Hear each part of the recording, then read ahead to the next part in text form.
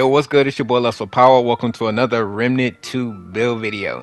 Today I'm bringing you my first unarmed melee crit build using the Knuckle Dusters. Also, I just want to let you guys know I'm dropping a re-showcase tomorrow of the Corrupted Nebula. I just feel like I didn't showcase it right. The gun is actually good on many different bosses, and then I'm going to just showcase that properly. But don't forget to like, comment, subscribe. Appreciate y'all coming through and checking out my builds. Let's get into it. Alright, first we're going to knock out the equipment, starting with the concussions. We got the Meat Shake, it's going to give you 6.5% damage reduction. We got the Mud Tooth Tonic giving you 20 extra health. We got the Barker Strat giving you 30 extra armor. And then we got the Egg Drink, increases dodge weight threshold by 10. This makes it so I'm not overweight. As you can see, my armor is at 316 and my weight is at 145, which is absolutely insane. Next, we're going to knock out the armor. I got the Leto Mark 1 helmet, and then I got the Leto Mark 1 armor. We got the Leto Mark 1 leggings, and then we got the Leto Mark 1 gloves. For the relic, I'm using the Shielded Heart. On use grants a shield for 100% on your max health. Then we got Mythic Melee Critical Hit Chance, Mythic Melee Critical Hit Damage, and then we got Mythic Melee Damage. Next, we got the Monolith plus 10, and it comes with Sandstorm and Exposed. Exposed giving you 15% additional damage from all sources. And then we got a Mutator Maelstrom. This is going to increase your mod power regeneration of elemental damage and elemental status damage by 20%.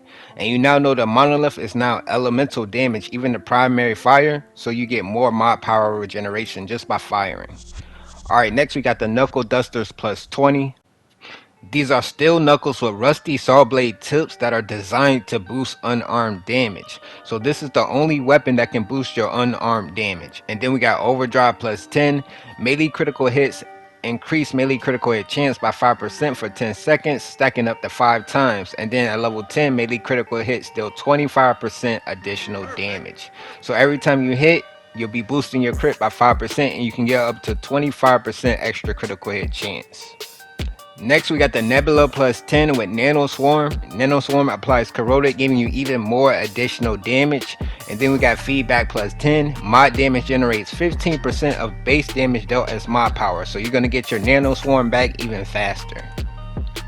Next, for the rings, we got the Bisected Ring, gain infinite stamina. All damage received is increased by 15%.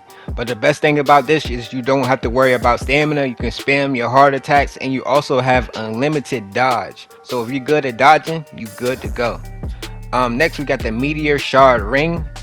Basically increases encumbrance by 50 and increases unarmed damage by 50%. So this is why our weight is at 145, and like I said, you use the Egg Drink concoction to basically cancel that out. And next we got the Burden of the Gambler. This is going to disable weak spots and increases critical hit chance by 10% and critical hit damage by 15%. But before this ring, I actually had another ring that you guys might want to try out, and it's the Haymaker's Ring, which actually is pretty OP with this setup, because this increases melee damage by 0.2% for every 1 point of armor encumbrance.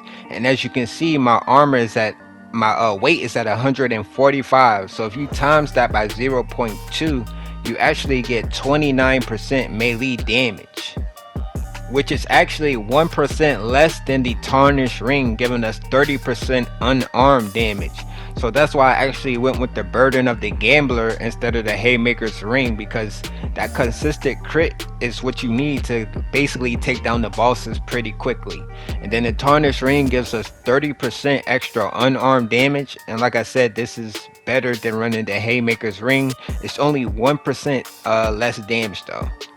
And then we got the Butcher's Fetish, increase critical hit chance by 15% and critical hit damage by 25% for 5 seconds after striking an enemy with a charged melee attack. Next, I'm going to knock out the Archetypes. We got Alchemist with Vital Frenzy Dust. This is going to give you 20% melee speed and 15% extra movement speed.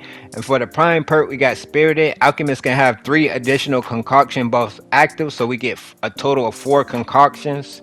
And then we got Challenger with Juggernaut. This is going to give you 15% movement speed, melee speed.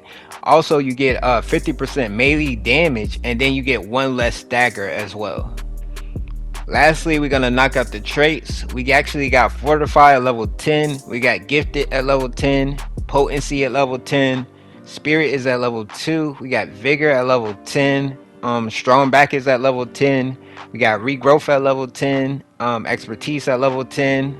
Arcane Strike is at level 8, just so when you melee, you get some more mod regeneration, which is great. Then we got Bark Skin at level 10. We got Chakra at level 10.